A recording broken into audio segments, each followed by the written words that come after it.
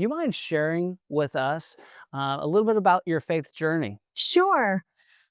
Well, most people do know me from television, and I grew up as a kid actor on Full House, and have gone on, to do a lot more things in my adult career. But I wasn't a Christian my whole life, meaning I wasn't brought up in a Christian household until I was 12 years old, and that's when my family started going to church for the first time, just to see my parents were going through some marriage troubles, and the church was there to help them. So I got introduced to Jesus at 12, and I gave my life to him at 12 years old. And I would consider myself a Christian for all those years, and even in television, I would say that, I knew God, but, as I got older, I wasn't pursuing God, and I wasn't reading my Bible. I didn't know the scriptures, and,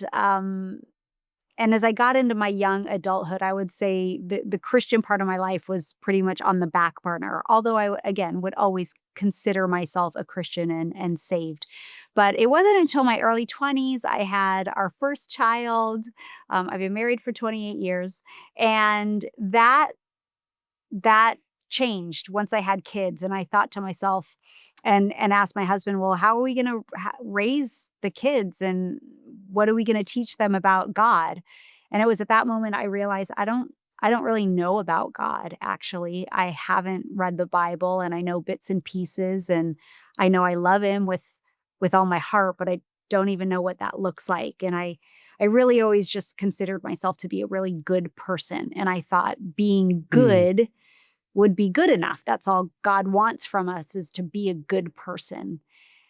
And the desire for me then to really understand what my faith meant to me, not my parents, not having grown up in it, that changed in an instant. So I started reading the Bible for the first time and started learning what God had to say about everything, and learned that my own goodness isn't saving me, that the salvation of Jesus is a gift. It's by grace alone.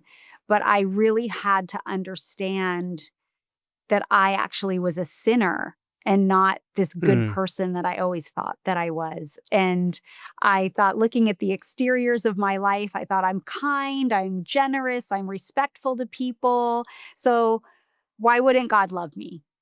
And Right. well, God does love me, but not because of those things. And I can take you through through the gospel, but it was like really understanding the 10 commandments in light of my own sin in my life, that I did understand that I was a sinner by God's standard and not the world's standard.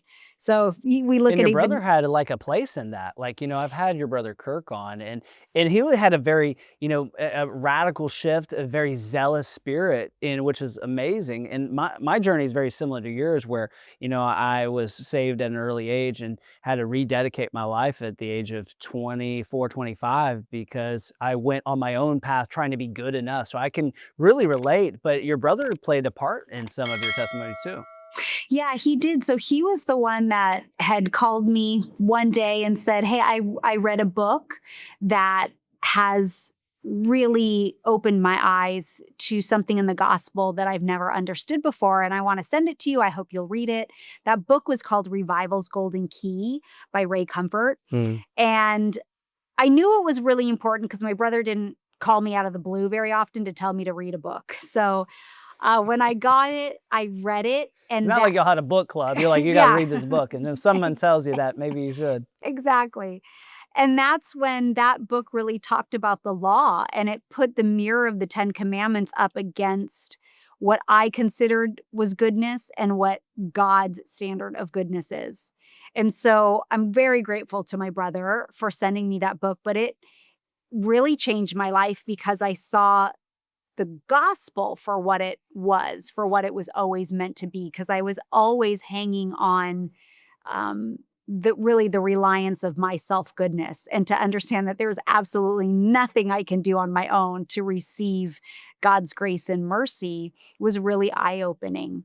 So when I understood that I'm undeserving of the grace that God gives me, and through his death and resurrection, um, I am righteous before him. I am clean and forgiven. Um, that was like the best gift I ever ever heard. And out of that gratitude did I now want to live my life for Jesus and know who he is Exactly. and come into relationship with him. So that was in my early 20s, and man, God has never let that fire go down to a a very low Ember. a low Yeah. flame. I've just yeah, to an ember. I've always prayed that God keep that fire hot under me for him.